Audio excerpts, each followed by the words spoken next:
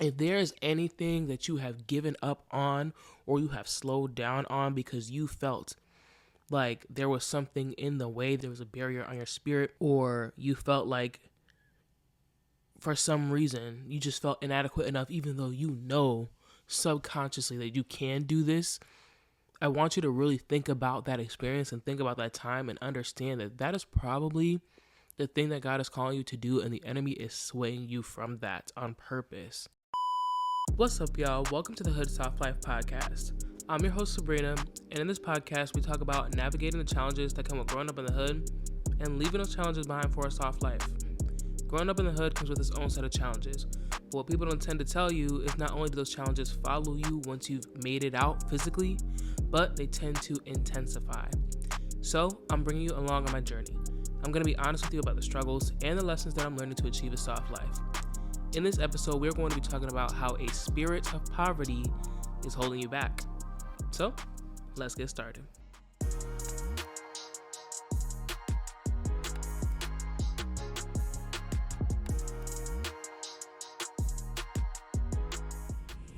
All right, y'all. Happy Monday. I hope you guys had a great weekend. I hope you guys have the day off. I feel like everybody does, but if you don't, thank you for doing whatever work it is that you do, because clearly it is essential if you still have to work on a federal holiday. But I hope you guys had a great Valentine's Day, whether you're single, married, dating, whatever. I hope that you guys celebrate the day of love, show yourself some love, regardless of your relationship status. I myself had an amazing Valentine's Day.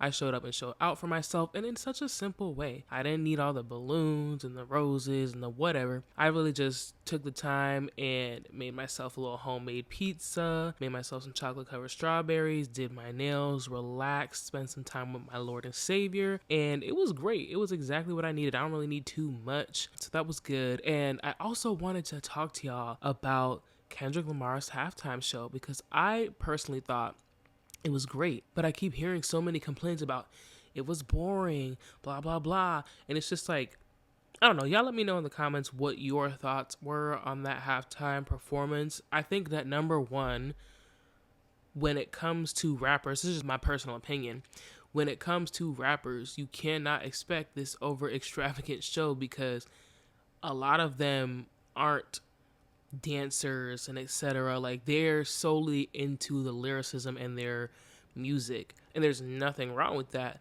His music is great, and so people were just expecting this extravagant show, and I'm like, well, why? he's a rapper. Like, no disrespect in any way, shape, or form, but it's just like, he's not like a Chris Brown, somebody who clearly like sings, raps, dances, does all of that extra stuff. Kendrick Lamar puts his time into his lyrics and his lyrics alone, and as he should. But also, I feel like the symbolism and the messages that we were getting behind the lyrics and behind the songs that he chose was the purpose. And so I loved it, and I've watched it on repeat too many times, quite frankly. But I just want to hear what your thoughts are on that. I heard that the NFL even issued like a letter of apology to Lil Wayne because of the quote-unquote underwhelming performance that Kendrick Lamar had given, and that they should have went with Lil Wayne. But I'm kind of just like, you would have gotten about the same energy, in my opinion. I don't know. And again, this is no shade at all. I just feel like when it comes to rappers who aren't performers in terms of like dancing and all this extra stuff, like, you can only expect a certain kind of show, and that doesn't mean that the show was boring, right? They went out of their way with Kendrick Lamar's show to get the dancers to do certain things and portray certain things, and they did a great job, and the show was amazing. So I was kind of just like, what different would you have gotten from Lil Wayne? But you know what? I don't know. That's just my personal take on it. Let me know what your thoughts were in the comments below. I thought it was great. I've listened to it a million times, and I'm always looking for like the little messages that I missed the first time in the dancing and in the symbolism. And so it's just cool to learn. And I think that the whole point was to start a conversation about the political state that we are in. And some people are like, oh, I'm not political, and and you need to start paying attention then. Like, you're not political, or you're not worried about the message that Kendrick Lamar had given in his Super Bowl performance, because it has nothing to do with you, because you have privilege. It's a privilege to be able to just let that wipe over your head. But no, get in there and start learning a little bit. Like, I don't want to Like that's just probably the thing that's been annoying me the most is like the people who are saying that it was boring and that they don't get it, or like why was he making political statements? Like you don't understand the level of crisis that we are in right now. That's your problem. And that's all I'm going to say on that, because it's not what this podcast episode is about. Anyways, let's go ahead and jump right into today's topic, which is a spirit of poverty is holding you back.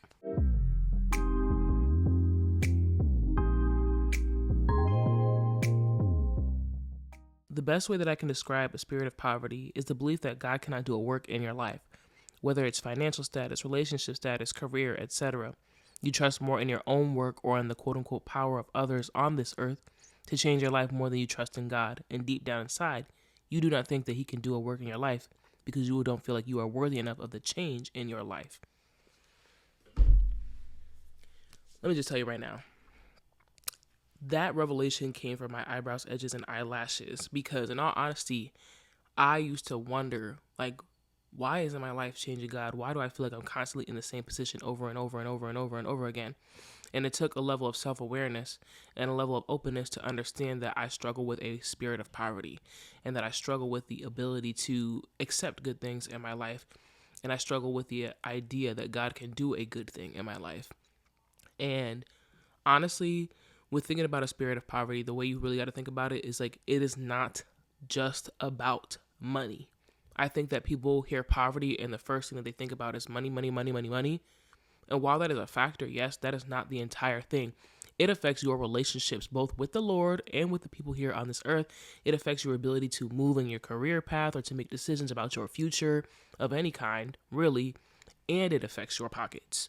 And so I wanted to talk about this because I want people to understand that a spirit of poverty, one, is very common. Every time I get on social media, somebody talking about their money, or somebody's talking about their relationships, or somebody's talking about wanting to change their career. I feel like it's super common and it has a chokehold on so many people here in the US. So that's number one. Number two, I wanted to talk about this because I don't want people to struggle with this feeling of a spirit of poverty and have no idea. I remember there were points in my life where I was struggling with the spirit of poverty so deeply and I couldn't even put words to it. And it used to make me so frustrated that I would cry. And I used to just imagine like breaking things because I'm just like, I can't communicate how I'm feeling. I can't communicate this feeling that I have, this weight on my shoulders of like, I want to move so desperately. But for some reason, I cannot move. There is something in the way. That was the best way that I could describe it to people. And of course, people would still be lost because it's just like, well, what do you mean? You're smart enough. You have all the resources. You are capable enough. All that extra stuff. And even though I kept hearing that, one, I didn't entirely believe it. And two, it just didn't matter. It didn't matter about my intellect. It didn't matter about what resources I have. At the end of the day, if the enemy wants to attack your life, it will happen, whether you can see it or not, whether there are people around you or not. And that's how I felt. I felt like there was this huge barrier in between me and the person that I'm able to be, the potential that I could reach. And it was just like I desperately wanted to be on the other side of the glass. But for some reason, the glass was just blocking me in. And I could see exactly what my life would look like, but I wouldn't move. I couldn't move. And it makes me so frustrated even to this day because it's just like, the level of frustration that I felt not being able to put that into words and not being able to understand what type of stronghold that had over my life, it just frustrated me. And especially because like when you have people who are trying to help you and you have people who want to push you towards the full potential that you have, they see it, but you don't see it, or you're not 100% sure of why you can't get there, but you can't explain what you're feeling and that weight on your chest, that weight on your spirit. It's frustrating. It is super hard. And so I want to name that for people who feel like they don't understand why they're not making strides towards the person that they want to be. And this is probably why. Sorry, y'all. If my voice starts changing throughout this episode, I am struggling with my asthma right now. So I'm cutting out the coughs, but it's coming from my life. Anyways, so I really want you to understand that a poverty mindset isn't just about money. It affects your relationships. It affects your career or your education, whatever it is that you want to do with your life. It affects your money, of course. And I think the biggest thing is that it comes to kill, steal, and destroy any dreams that you have, the purpose and the calling on your life. And it is designed to make you doubt every step that you take. It is designed to make you delay yourself, if not stop you in your tracks. Just think about it. If there is anything that you have given up on or you have slowed down on because you felt like there was something in the way, there was a barrier on your spirit, or you felt like for some reason you just felt inadequate enough, even though you know subconsciously that you can do this. I want you to really think about that experience and think about that time and understand that that is probably the thing that God is calling you to do, and the enemy is swaying you from that on purpose. Here are some examples of how you might be struggling with a poverty mindset, and here's also some counter that comes from the Bible or from God Himself, in which He will provide for you, and that the spirit of poverty has nothing to do with Him. And so the first thing is that you have a terrible relationship with money. God has made it clear to us time and time again that He will supply us with everything that we need, and that's not just money. And we see this throughout the stories in the Bible, like with Abraham and Isaac, the widow of Zarephath, the Israelites, and manna. Manna just means bread in the wilderness. Jesus feeds 5,000 people. We saw this in the story where there's the widow with the oil, with Jehoshaphat's victory without fighting, and we saw this with Paul and Silas in prison. So there are a bunch of stories in the Bible that show us that God will provide us whatever we need, even though we feel like there's no way. Like when I moved to DC, I talked about this. I literally had a quarter and a paperclip, $0.00. I had just got laid off from my job. I hadn't found a new job here yet, and so I didn't have any money. And yet some way, somehow, I was still able to move to DC. I was able to move into my apartment. I got a job literally within a week of me being here, and I started getting paid almost immediately. And it just worked out so perfectly. So even though I was so stressed out and I doubted God, and I thought that me looking for a job day in and day out was going to provide me with the job that I was looking for, at the end of the day, God said, you don't have to do any of that. I will provide everything that you need. You just have to trust in me. And I didn't. I'm going to be honest. I didn't. I was worried. I was nervous. And that was before I had a decent relationship with God and before I started really diving into my faith. And He still showed me, even though I doubted, even though I was worried, even though I was anxious, He still showed me that I can provide for you. And it's just crazy because where I work is literally 2 minutes up the street from where I live. And I was driving around with some family friends who live here in DC, and they were like, it would be amazing if you got a job right here because it's right up the street and it's perfect for you. And this school district is great, and da-da-da-da. And sure enough, that's the job that I got. Isn't it crazy how God works? Like, God does such a good thing for people. And here's the thing about a spirit of poverty is that it will make you forget the good things that God has done for you in your life. It really will. And you have to sit back and write down all the prayers that have been answered, both big and small, because it could be something as simple as, God, help me get through this anger for today, right? And then God shows you how you can get through your anger, whether that's through somebody showing you some extra love or whatever the case may be, right? Or it could be something big of like, God, I need to be able to afford this house, and I have no idea I'm going to be able to afford it. And all of a sudden you have the money to afford this house and then some. Okay, the next one. You believe that people on earth can open the doors for you that you feel like you cannot open. Let me tell you something right now. There is no human being on this earth that is going to be able to open a door if God has closed it for a reason. There is no human being on this earth that is going to open a door for you if it's not ordained by God. Please don't put your trust in your manager. Do not put your trust in this network or that network and just assume that because it's that person that quote unquote opened the door for you that they have the power to do that. No. If God didn't want that door to open for you, He wouldn't open it for you. He uses people to open doors for you into your life. But if He said, I don't want that door open for Sabrina, I don't care. It's not going to open. It doesn't matter if this person comes or if that person comes or whatever. It doesn't matter how rich they are, how connected or well connected they are. At the end of the day, if God said that door is not going to open, the door is not going to open. So please don't put your trust and your faith in people or even in your own work and assume that you can outwork or you can outsmart God. It's not going to happen. And that's also part of your spirit of poverty. You feel like you can outwork and you can outsmart God because you don't trust Him enough. And honestly, like, listen to how that sounds. That sounds crazy. You think that you're smarter than God. You think that you can work harder than God. You think that there's people on this earth who have more power than God, that they can open the doors for you. And so you go looking to them instead of looking to Him for Him to open the door. And again, I'm not just coming for y'all. Like, I've been in that position where I thought that there's people on earth that are going to be able to open the door for me, but it took me time to take a step back and realization to understand that if somebody on this earth opened a door for me, it's because God has ordained it, God has allowed it. And let me tell you something right now. With everything that I've been through in this lifetime, there have been people in my life, 4 people specifically, who have time and time again opened doors for me, who have time and time again supported me, who have time and time again showed up for me when there was no reason that they needed to. They didn't have to. But that's because God opened the door and opened up their hearts and said, I want you to help this person. I want you to open the door for this person. This person needs your help. And it is my will, but I will use you as a vessel to be able to help this person. God uses people as vessels. God doesn't give people power. It's his power through them that allows a door to open for you. So again, I just need to say this one more time. Do not put your faith in your works.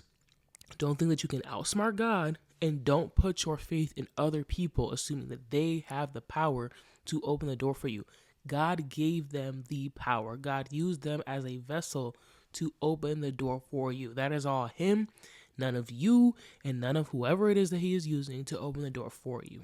And you know what? Before I move on to my next point, I just want to quickly talk about that, right? The people that God uses to open the doors in our life, you will find that they are Christ-like. Like, I am very, very, very, very, very, very blessed. I don't know if the Benders or the Malleys still listen to this podcast, but if they do, I want to take a moment to say that I am very blessed to have them in my life. And I take the time, and I could never say this to them to their face. I'm not really at that level of just, opening up like that. But I'll say it on a podcast that's available for anybody to listen to, which is crazy. But anyways, I am truly blessed to have them in my life. They have opened doors for me time and time and time again. And that's because God has ordained it. And the Benders, they're Jewish, but when I look at them and when I look at like their relationship and just who they are as 2 individuals, I see like their characteristics are very much Christ-like, is very much in alignment with the type of people that God wants us to be. And same thing with the Malleys. The Malleys are Catholic. But I just wanted to point that out. It doesn't matter what their religion is or who they are. If God wants them to be a vessel in your life, it will happen. And I've just seen their characters, all 4 of them, these 2 couples, and they are so Christ-like, and I aspire to be like them so much. They are so kind. They are so loving. They are so caring. They are generous.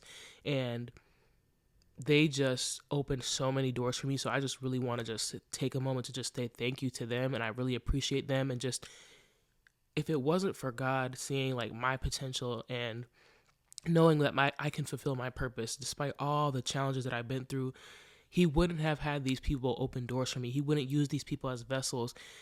And I talked a little bit about this in the podcast, but like, my parents have abandoned me and we don't have a relationship, and that's fine. These 4 people have stepped up and have been essentially the parents that I never got to have.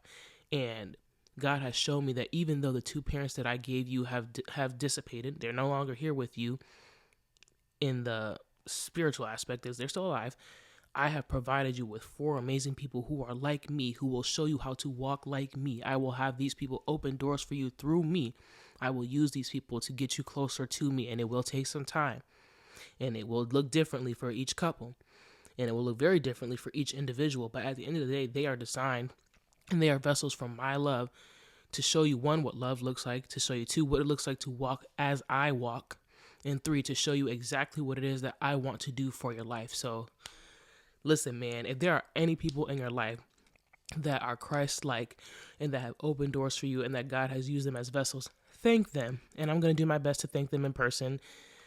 I'm just an awkward individual when it comes to feelings, but I am truly grateful and truly blessed. So again, if there are any people in your life that God has used as a vessel, thank them. Thank them, because at the end of the day, that's not them. That is God working through them. And it's just amazing. It's just honestly like God does some great things. Like, I can't even put that to words. And I'm grateful to be able to get to a point where I can see the good things that God has done for my life, because the spirit of poverty will blind you from that so much so that you feel like God does nothing for your life. And it's just like, number 1, the fact that you're even able to take a breath to say something or think something like that is a blessing enough, despite the fact that you just disrespected him by doubting him. He is giving you the opportunity to wake up once again and try again. All right, the last example. Your relationship status. God has not provided you with a spouse yet for a reason. If you're struggling with a spirit of poverty and he provides you with a spouse, you'll either make your spouse your idol and put your spouse above God, or your relationship will not last because you have a spirit of poverty that causes you to overanalyze, overcompensate, and put a strain on your relationship. Here's the thing about a poverty mindset, and I laugh just because, like, I've literally seen myself in all of these phases. A poverty mindset, like, in terms of a relationship, if you feel like you want a relationship so badly and so desperately, like you're idolizing a relationship, like you can't go to sleep without feeling like you need to be in a relationship, whatever, that's an idol and it has a stronghold over your life and it is a distraction to your relationship with God, number one.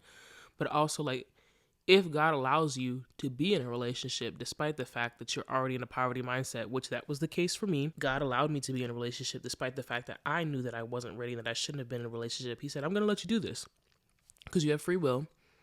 But at the end of the day, you'll always learn something from your experiences.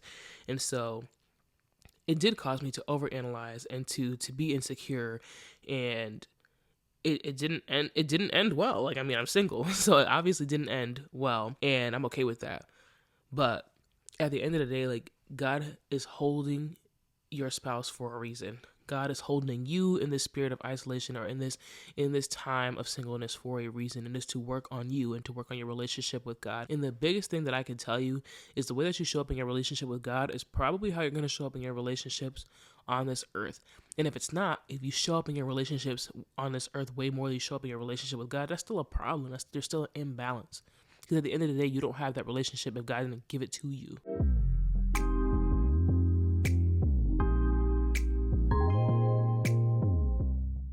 Having a spirit of poverty is dangerous because it is literally designed to destroy your relationship with God. It is designed to sway you from your relationship with God. And I've talked about this a few times in the podcast. The enemy will see your potential and the calling for your life long before you do. And so he starts going to work before you even realize that he's attacking you because you have a purpose that you are clearly able to fulfill and God has given you everything that you needed. But the enemy starts doing that work to ensure that you never see that.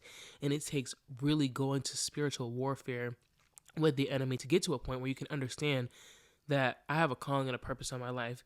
And I know that I can do this. I know that God has called me to do this thing. He's equipped me for everything that I need to do. But for some reason, there is something in the way. It takes a level of fighting day in and day out with the enemy to understand that you're being attacked.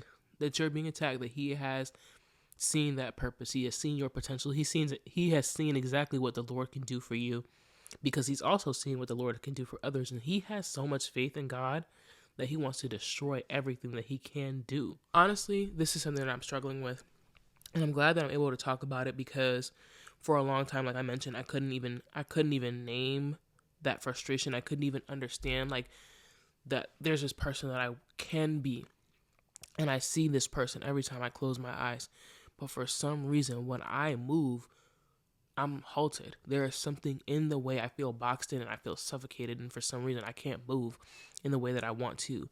And honestly, that's the spirit of poverty working actively on my life. It is something that I have struggled with pretty much my entire life.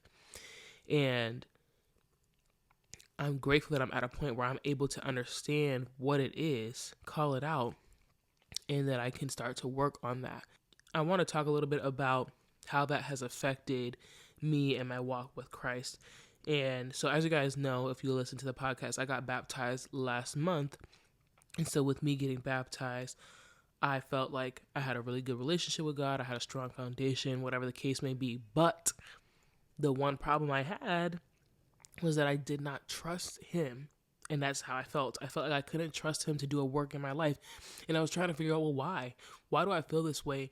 I definitely have seen the good things that you have done for people, both in close proximity to me and just in general. Whatever I read in the Bible, whatever I read about on the news, whatever good things that I see on social media, I clearly see the beautiful things that you are doing in other people's lives. But for some reason, I don't feel like you can do that work in my life. And I was just talking to my friend Paris on the phone, and I was just telling her, like, I struggle with a spirit of poverty. And I 110% can name that now because I know that I can do the things that I'm called to do. God has equipped me with everything. I know that I'm smart enough. I'm capable enough. I know exactly what strategies it is that I need to implement. And for some reason, I still don't do them. And it's not because I'm lazy and it's not because I don't want to, but because I feel like there is something in the way every time that I move. Y'all, before I filmed this podcast episode, guess where I was? In my bed, sleep for hours. For hours. Despite the fact that I got a good enough sleep last night, I slept for plenty of time. For some reason, after I came home from church and I'm like, I'm ready to film an episode, I get on the phone, I get on social media, I'm falling asleep on the phone. And I said, okay, I'm going to take this nap. But when I get up, I'm about to film. Like right now, it's 8:48 and this has to go out in the morning. And when I woke up from my nap, I was like, I don't want to film. I'm going to put this episode back. I'm exhausted. I'm tired. But it's just like, for what? Push it back for what? Like, we're not sick. We're not going through an emergency. We didn't plan this ahead of time and let people know that we were going to be delaying our episode. So no, we need to get up and we need to film. And at first I was just like, I don't want to. But honestly, like now that I'm sitting in front of the camera and I'm actually doing it, I'm grateful. And I feel like people experience this when I feel like people experience this when they go to the gym, where it's just like, I don't want to go and I don't feel like going. But once they leave the gym, they feel amazing. And it's just like, it's all about pushing past that hurdle. It's all about pushing past that spirit of poverty of just like, let's do the barest of bare minimum to live and not experience our life and not experience the full potential that God has called us to have. All right, y'all.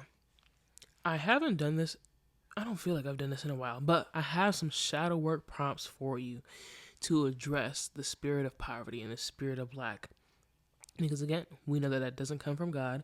And so I want to just quickly talk about that. And so I have 3 shadow work prompts. If you want to go ahead and write these down, I'll also leave them in the description on whatever platform it is that you're listening or watching this on. The first one is, what are my earliest memories or experiences related to lack or scarcity? How have these shaped my beliefs about what I deserve in life? Number 2, what experiences have caused you to feel a level of scarcity or lack when it comes to building and maintaining relationships? Again, it's not just about money. Last one, identify thought patterns that may limit you from stepping into the abundance that God has for your life.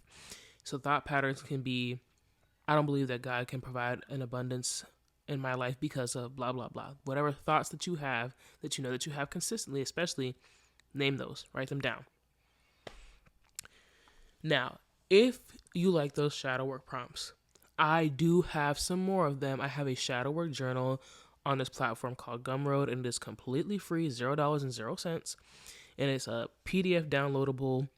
And so you can go on Gumroad and I'll have them linked in the description. You just type in your email and then it'll ask you like what you want to pay. Again, it's free. So just put $0 and you'll be able to download it. On there, I have an extensive list of things. So I have like an intro to like what the podcast is about. I have some shadow work prompts. I have some self-care bingo. I have a lot of affirmations on there. So lock into those. And then I just give you a little love letter at the end. And so if you like the shadow work prompts and you want to dive in a little bit more into different aspects of your life, I want you to definitely check that out. Again, it is free. And I will leave it in the description. It is also available through my link tree, which will also be in the description. Free 99. I highly suggest that you check out those shadow work prompts.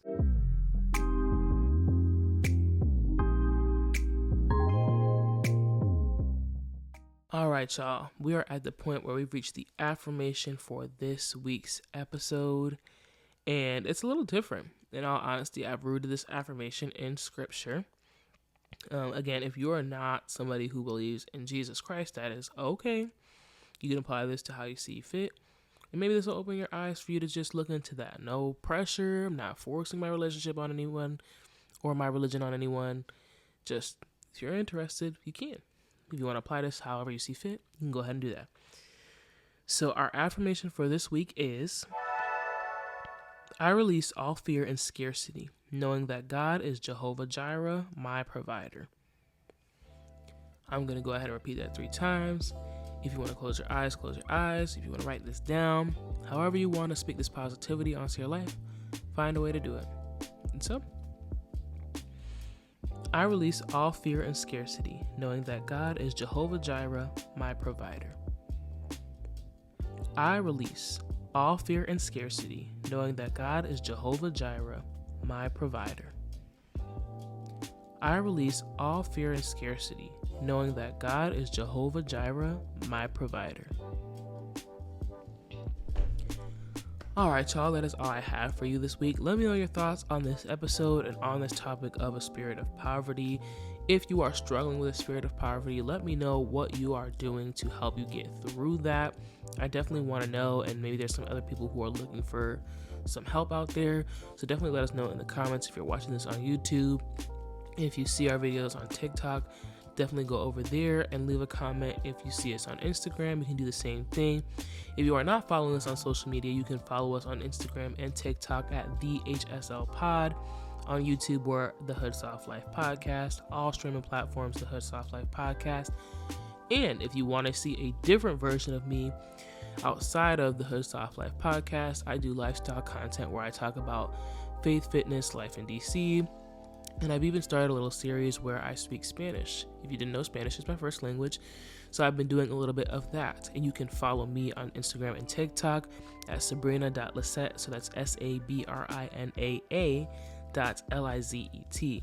But that's all I have for you this week. And I'm going to catch you on the next one. Bye.